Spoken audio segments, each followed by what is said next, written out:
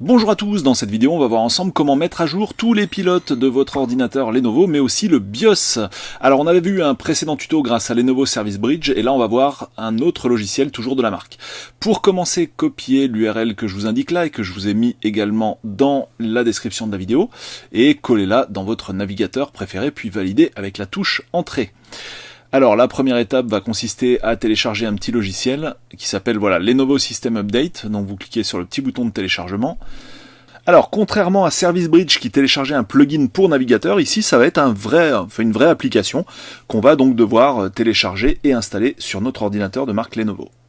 Pour que ça marche, il faut avoir le framework en version 4, donc assurez-vous de disposer de ce prérequis sur votre ordi. Ensuite on va cliquer sur l'application donc qui s'appelle System Update et on va donc l'installer en cliquant sur oui. Allez, c'est parti, on va lancer l'install. Alors là il y a un petit assistant d'installation, tout bête, vous cliquez sur donc j'accepte les termes du contrat, puis vous faites suivant jusqu'à ce que ce soit complètement installé. Ensuite on fait un petit clic sur terminer. Alors cette fois on va ouvrir le menu démarrer, puis on va taper System Update, voilà, exactement comme ça. Puis là vous allez voir l'icône du logiciel apparaître, il vous restera plus qu'à cliquer dessus avec votre souris ou à valider avec la touche entrée pour lancer System Update. Donc là on va cliquer sur oui, puis on clique sur suivant. Donc comme je disais dans le précédent tuto, on avait vu ce que ça donnait avec Lenovo Service Bridge, et ici avec ce soft, donc avec System Update, on va avoir finalement à peu près le même résultat. C'est un logiciel un peu plus ancien que Service Bridge, mais qui marche ma foi tout aussi bien, on va le voir tout de suite.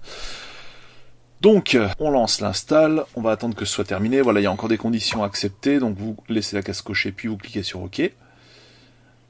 Donc voilà, il y a déjà un logiciel qui a été trouvé dans la catégorie utilitaire, c'est OneKey Recovery, donc c'est le logiciel qui permet de restaurer le système à une date antérieure.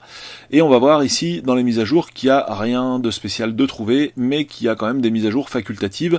Donc le pilote graphique VGA, le pilote de la caméra, de la webcam, puis le pilote de la carte mère on va dire, et encore le pilote audio pour finir. Donc voilà, on a tout ça qu'on peut installer. Donc il y a différentes checkbox. Vous n'êtes pas obligé de tout installer. Vous pouvez choisir avec les checkbox que vous voulez installer ou non. Puis ensuite, vous cliquez sur suivant. Alors on peut aussi différer l'installation et ne télécharger que les pilotes comme ça dans un coin. Mais là, nous, ce qu'on va faire, c'est lancer le téléchargement, puis l'installation dans la foulée. Donc là, on a choisi que le OneKey Recovery. Donc on va voir avec celui-là ce que ça donne. Voilà, alors on a une jauge pour le téléchargement et une jauge d'avancement général qui concerne là, cette fois, le téléchargement plus l'installation du logiciel. Et cette deuxième jauge arrivera à 100% que lorsque tout sera terminé, donc à la fois téléchargement et déploiement sur l'ordinateur. Donc là on voit que tout va être bientôt fini, et après on s'amusera à relancer le logiciel pour voir ce que ça donne. Donc là, un module a été téléchargé et installé, c'était notre fameux OneKey Recovery. Maintenant, ce qu'on va s'amuser à faire, c'est à relancer une vérification, et si tout va bien, il ne va pas nous indiquer le OneKey Recovery, puisqu'on vient de le télécharger et installer la dernière version. Donc on va voir ce que ça donne, on va laisser rescanner l'ordinateur à la recherche d'un logiciel manquant ou d'un driver manquant.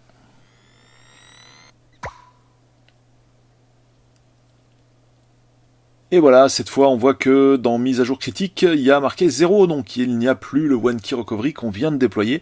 Par contre, dans mise à jour facultative, on va retrouver les pilotes qu'on n'a pas installés dans l'étape précédente. Donc voilà, le logiciel est vraiment tout simple, tout se fait de manière automatique, et on aurait tort de s'en priver du coup.